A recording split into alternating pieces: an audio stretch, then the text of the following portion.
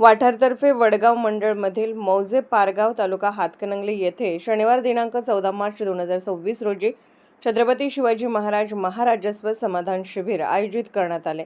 या कार्यक्रमास गुणकी जिल्हा परिषद सदस्य शुभांगी महेश कुंभार या प्रमुख पाहुण्या म्हणून उपस्थित होत्या। या अभियानामध्ये विविध प्रकारचे दाखले, प्रमाणपत्र, सांगोया, इंगोयाच्या मंजूर लाभार्थ्यांना आदेशपत्राचे वाटप करण्यात आले। लक्ष्मी अंतर्गत 7/12 व 1 7/12 यांच्यासह मंजूर फेरफार वाटप तसेच फेरफार जातीचे दाखले यासह शासनाकडून देण्यात येणाऱ्या सर्वच शासकीय योजनेचा लाभ नागरिकांना देण्यात आला।